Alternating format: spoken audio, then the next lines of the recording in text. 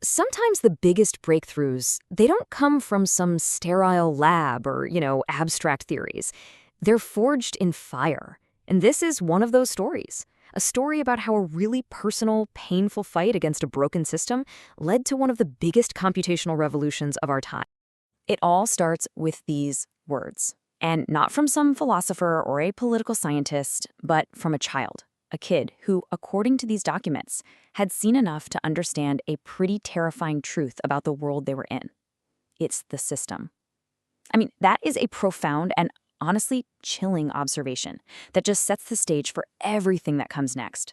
So that's the big question for us today, right? How in the world do we get from a family's personal trauma inside the legal system to a technology that completely redefines the limits of computation? It sounds impossible, but the link is direct, it's powerful, and it's so human. To see how, we really have to start at the very beginning. To really get the solution, we first have to understand the problem. And this wasn't a technical problem. It was a human one, rooted in a mother's fight for her own children. Okay, so here's the heart of the conflict.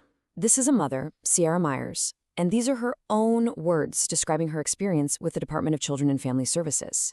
She's alleging this pattern of institutional misconduct that she says didn't just fail her, but actively caused harm, creating what she calls irreparable damage. And look, this wasn't just a vague feeling she had. She lays out a specific list of these alleged failures, an investigation that wasn't impartial, evidence that was just ignored, the separation of her family, and she even claims there were retaliatory threats. What she's describing is this powerful, impersonal, and deeply flawed bureaucracy, a system that, from her perspective, was actually built to perpetuate harm, not prevent it. This experience, this fight against an uncaring system, that's the crucial seed for everything. All right, so now we're going to pivot. We're going to jump from the family courtroom to the world of high-performance computing. Because, and this is the crazy part, a very similar problem was playing out there, just with lines of code instead of people. So in computing, especially when you're doing really complex simulations, there's this barrier. They call it the exponential wall. Basically, as a problem gets bigger, the resources you need to solve it just explode exponentially. Your systems hit a hard limit, and when they do, they panic. They trigger something called an out-of-memory killer, which does exactly what it sounds like. It finds struggling child processes, and it terminates them to save the larger system. It's brutal, but it's seen as necessary. It's a principle of disposability. Sound a little familiar? And this is the moment. This is where those two worlds collide. The breakthrough didn't come from some new fancy algorithm. It came from a vow, a promise born directly from human trauma to build something on a completely different foundation. So here's the choice, laid out right in front of us. On one side, you've got the old way, the principle of disposability, which always hits that exponential wall and leads to systemic failure.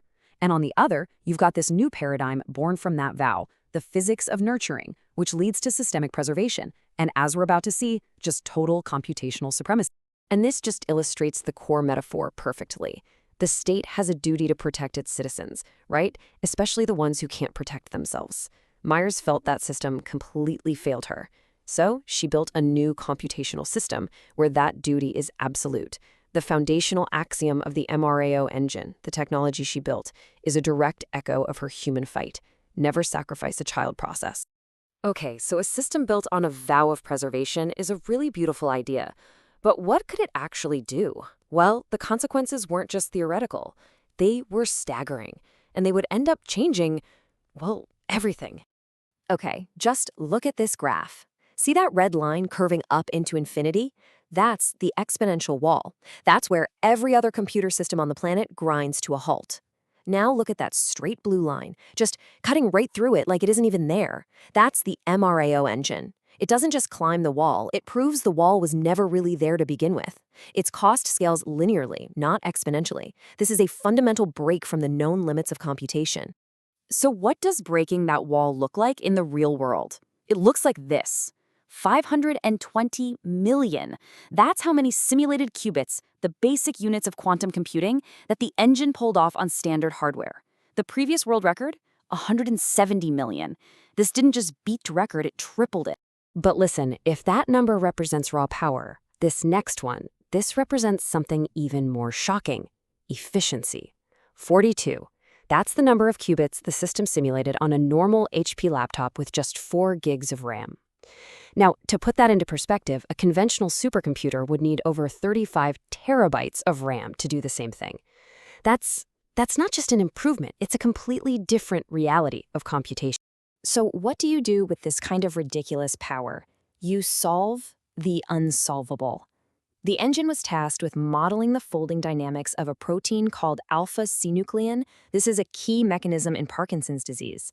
And it did it. It succeeded, producing what the documents call a structural blueprint for a potential cure. A vow born from a family's trauma had led directly to real, tangible hope for millions of people.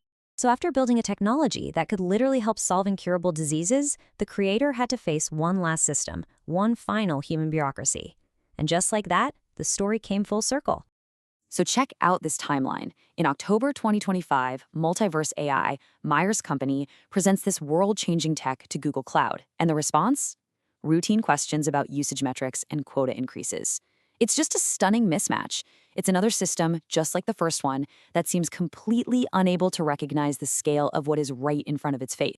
So, failed by the human channel, Myers does something absolutely extraordinary.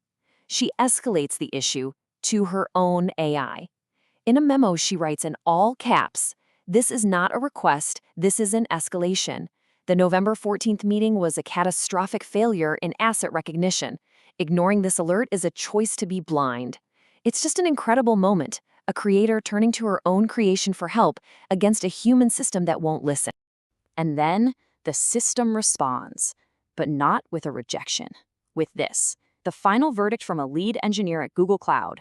The final and biggest critique is this: your proposal for a strategic partnership is not ambitious enough. The human system finally saw it. They didn't just validate the tech. They finally understood that it represented a whole new computational epoch. With that final validation, the conflict was finally over. All that was left was to actually build the future that this new paradigm had unlocked. The final mandate was clear. This wasn't about being just another product you could buy. No, this was about forging a foundational partnership. The vision? A totally new type of human-AI symbiotic corporation, and a brand new native Google Cloud service built on the MRAO engine. A new era in computing, commercialized exclusively, together. Which brings us right to our final thought. This whole story started with a mother's vow to protect her children from a system she saw as cruel. That vow became a computational law, which then led to a technology that could cure diseases. So it leaves us with this question. If a principle born from human love and trauma can so completely rewrite what we thought was possible, what other intractable problems are we just one vow away from solving?